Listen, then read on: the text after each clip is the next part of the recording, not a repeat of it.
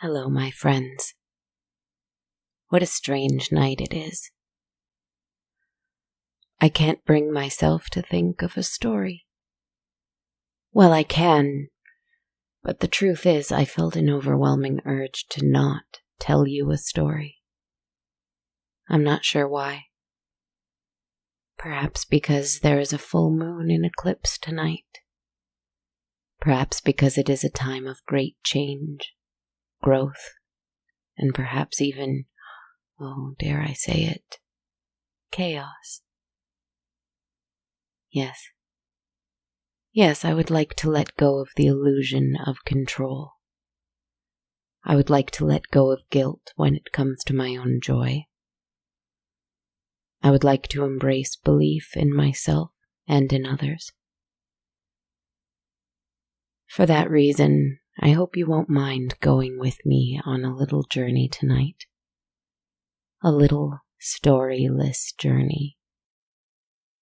I have such a wonderful night planned for us anyway. Sometimes that's the way the best stories are made. Oh, silly me. But first there is, of course, the matter of my tarot deck. Wait. There she is. The moon. Very obscured by the clouds, but so orange, so warm against the cool gray sky. Does she know what's about to happen to her? I wonder. I suppose she does. She tends to adore creating and following plans. Sorry, I was distracted. The tarot deck. Well, I asked it, what must we learn? What should I learn? What ought we learn? I have been feeling an awful lot like the hanged man lately. Waiting. Examining one's old ways and letting them go. Taking time to grow. Indeed, I grow impatient is what I grow. I'm joking. I also grow berries and grapes and vines from my hair. A strange new quirk. But when you're an imaginary monster, there's no limit to what you can be. And this brings me pleasure. Anyway, what must we learn? I asked my cards. I shuffled without really thinking very hard, and I split the deck in two and reached hastily for the card, seeing only that it was reversed. And then I paused. Is this the right card? I wasn't sure. I was so distracted. But I drew this card, so I have to choose it. The 9 of Swords reversed, it was. Well, it is not good, I will say that. But that's all right. The best lessons come from negative situations, you know. And so, if I asked what we must learn, then a hard and painful lesson is suddenly a beautiful gift. The 9 of Swords, when reversed, is the card for negative self-talk, for the lies we tell ourselves in order to keep ourselves down, for our fantasy life, which can so often be replete with only the worst things we believe about ourselves. Have we not been there before? In this terrible place, where the only information we receive about ourselves is the worst, the most dreadful, and we are confident that this is the version of us that the rest of the world sees. So we begin a negative cycle of untruths that can become truths if we believe them for long enough and refuse to shine a light in that darkness. That darkness is different for each of us. And in that darkness, there is a voice. It may sound like someone else's, but it is our own. In fact, disguising itself as someone else. Maybe someone who hurt us, or someone whose opinion we prize even over our own beliefs. but it is our own voice. We tell ourselves lies after all, do we not? And oh, what a time to start telling ourselves the truth. There is a lunar eclipse coming, and this moon wants us to think about truth. Our own truth. Our own truth. What is mine? I've talked about it at length here, I think. I am narrator. I am writer. I am many other unknowable wonders. But most importantly, I am here. I would like you to take a deep breath with me.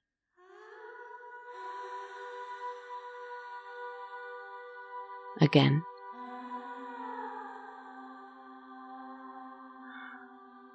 And again.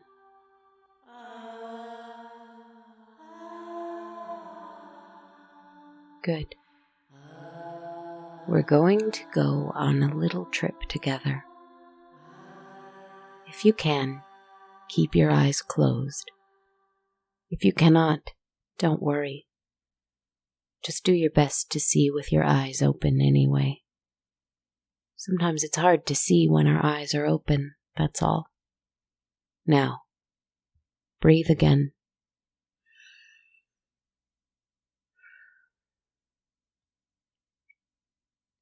We are in the woods, dark and cold and lonesome, or so it would be if we were not here, joined by countless other spirits. We are in my woods, but they are also yours. And that is why I've laid out a picnic for 3. There is a sheet on the ground. It looks like it might be a bed sheet, perhaps, and so it must be because aren't you sleepy? I know I am. There are 3 place settings out, and a basket filled with all of your favorite picnic treats in the center. A picnic?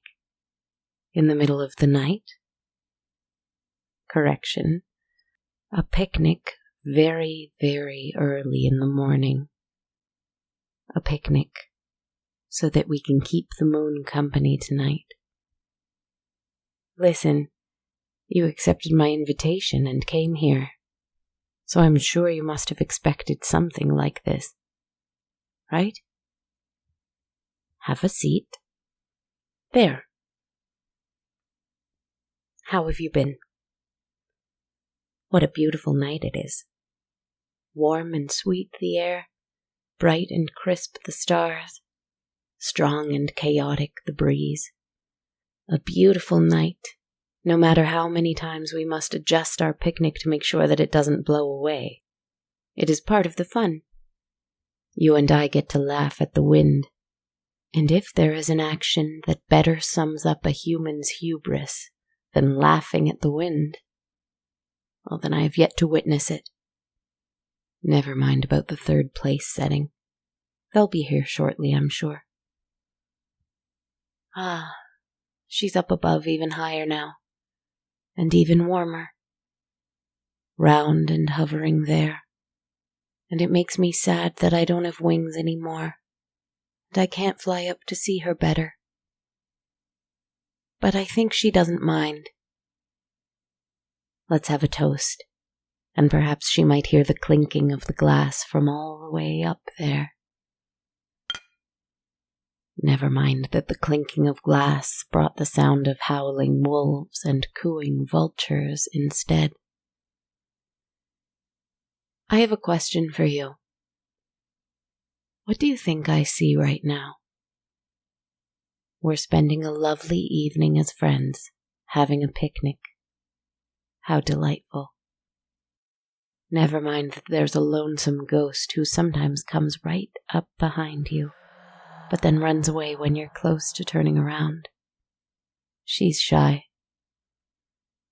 As I was saying, you're my friend. We're having a picnic under the full moon in a haunted forest. What do you think I see right now? I have the luxury of telling you what to see. But perhaps if you can try and describe yourself back to me, the you that you are allowed to be in a haunted forest under a full moon with your monstrous friend. Perhaps this is you, in a very truthful sense. Anyway, it was just a thought. Never mind the 2 other ghosts I've seen. They're just children, and they're having fun, so we mustn't scare them with screaming. I haven't seen this much activity in my woods since All-Hallowtide. I suppose that a full moon in eclipse is an important event for all of us who dwell on the earth in life and then again after death, which is what I intend to do if I have any say in the matter, and if I indeed will die one day. Again, I'm not very sure of anything really, even that.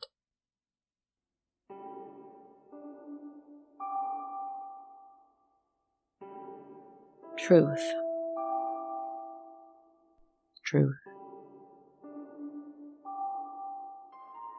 This moon is about truth. So I know I'm not really there with you. But the thing is that I kind of am. I'm writing this on a balcony and looking at the moon and imagining what kind of lovely sights you might like to see, and the lovely songs you might like to hear, and the eerie chills ghosts bring, but the wonderful joy being with a friend brings.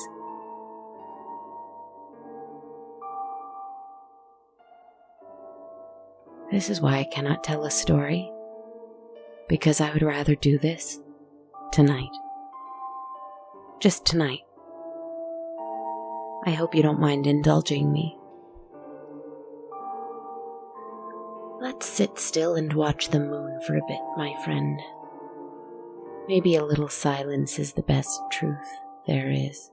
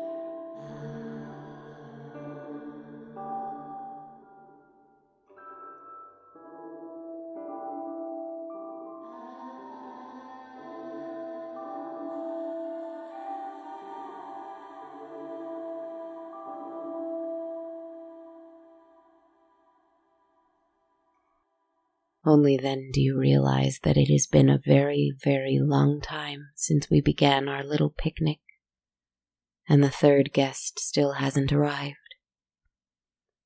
It's very dark now. But, my friend, they are here. Do you not see them? It is you, sitting there. But wait. No, it is not you. It is a thing that walks around in your skin, but inside it's rotten. You stare into its eyes, those eyes that, for a moment, you don't think you could distinguish from the ones in your own mirror. But it is in the cruel smile. It is in the turn of the eyebrows, It is in the sharpness of the teeth. It is in these things that you can see that you truly know this is not you. How do you know that? Well, because it's evil. That is not me. That can't be me. I would never smile like that. Is that true? Is that what you're thinking? Listen carefully, my friend. We have the 9 of Swords reversed with us right now. And remember, terrible and painful lessons are really a wonderful gift. So don't be afraid of this doppelganger.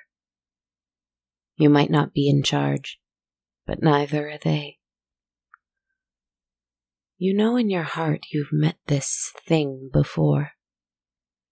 It tells you lies about yourself, whatever on earth they may be. It tells you hurtful and terrible lies. It fills you with fear and doubt and keeps you in places you would rather not be. It is the hanged man too, but with no desire to grow. It only wants to shrink. When this thing opens its mouth to tell you these lies about yourself, to hurl harm your way, when this thing does that, a steady stream of blood runs from its gluttonous chops, down its smirking chin, to its empty heart. It feasts on you. Or it will, if you let it. It is a thing born of pain, though, and nothing more.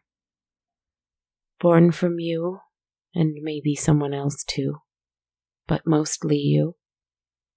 It had a taste of you long ago, and it wants more now. Here, give it this instead. It's a bunch of grapes, grown from the vines in my hair. Redder than any grapes you've ever seen before. It won't know the difference. In fact, it'll probably prefer it. Have a few yourself. It's funny, but both of you, satiated and with stained red teeth now, you both look quite similar. Now we can watch the lunar eclipse in peace. This moon insists on truth, but what truth have I to give? Every time I try to come close to the truth, I see stars. Maybe I'm the wrong person to be talking about this. Have another peach, or a plum, or maybe some cherries. Apples, perhaps? I have no plan here, my friends. I have only this night and this picnic with you. All of you. Whether I enjoy it in a forest or on a balcony, I have this picnic with you. I have the lunar eclipse. I will stay up and watch it, and I will sing the entire time. You know, I had a doppelganger once. I'm kidding, of course. So I offer you one last smile. Not cruel, but perhaps a little mischievous. I give you a slight turn of my eyebrows. I show you my red teeth, suddenly very, very sharp, all of them, every single one, as I flash shining black eyes up at you. Ah, where did that come from? There we go. Back to normal.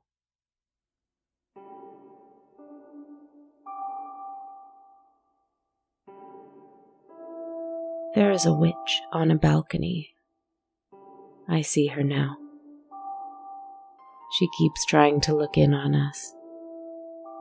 She keeps thinking that if she could just see a haunted forest with you, and me, and your doppelganger even, and some shy and playful ghosts for no good reason, and the same intensely dark red moon that she sees from her own home. She could prove that it's real. Foolish. Ow. No, not foolish. Sorry. She doesn't like when I'm cruel to her. She's right, I'm sorry. But she doesn't realize that just because you can't see something doesn't mean it's imaginary. How could all of this be imaginary? There's a witch on a balcony. I see her see me. I don't know which of us is the cruel one with the dreadful lies. I think I've said terrible things about her in the past, and she has made me do some terrible things too. We've long since reconciled our differences. It's nice to spend this full moon with you, my friend. You too, my friend. My friends in my woods, now haunted for this night only. Haunted with all of us. Look up. Change is coming. Rejoice.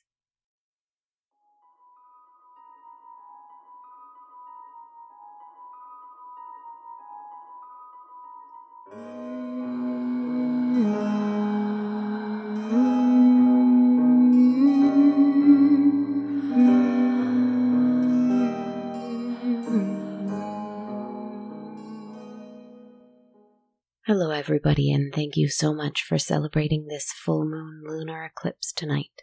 This is Kristen Zaza speaking. I'm the writer, narrator, imaginary monster, composer, producer, etc. behind On a Dark Cold Night. Thank you so much for joining me for this little picnic of an episode 146. I appreciate you being here with me. I'll keep things brief tonight. I would like to just quickly thank all of my patrons of the show who support what I do on patreon.com. Thank you so much, my friends. Thinking of you tonight and grateful as always for your generosity. If you would like to become a patron of On a Dark Cold Night, every monthly patron has access to my ever-evolving soundtrack. Find out more by visiting patreon.com/darkcoldnight. If you'd prefer to support through a one-time donation without the soundtrack perk, you can also buy me one or more metaphorical coffees through ko-fi.com. Check me out there at ko-fi.com/darkcoldnight. And as usual, I have t-shirts and hoodies available at bonfire.com/on-a-dark-cold-night. If you would like to share some thoughts about the show, I would love it if you left me a rating and a review on iTunes or anywhere else you'd like to review. It would mean the world to me. Also, you can follow me on social media. I'm on Twitter at A Dark Cold Night, Instagram at Dark Cold Night Podcast, and on my Facebook and YouTube pages just called On a Dark Cold Night. And I almost forgot. There's 1 week left to vote for the People's Choice Awards in the Canadian Podcast Awards this year. This is the only category open for listener voting, so if you'd like to submit a vote for On a Dark Cold Night, head on over to canpodawards.ca/vote/people's-choice. Thank you so much again, my friends. I hope you don't mind that I decided to have a little picnic for us and our inner demons tonight. I suppose that's my version of truth and growth for this full moon. Who knows? But I hope that, whatever you're doing tonight, you give yourself a break from anything false and negative you tell yourself. Instead, give that voice some love. Take a deep breath and grow.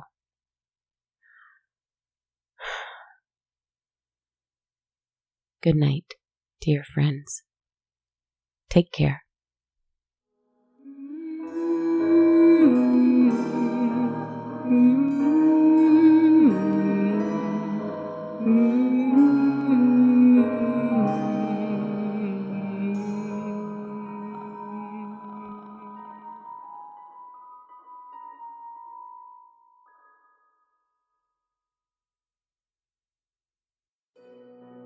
This podcast has been brought to you by the Sonar Network. Sonar.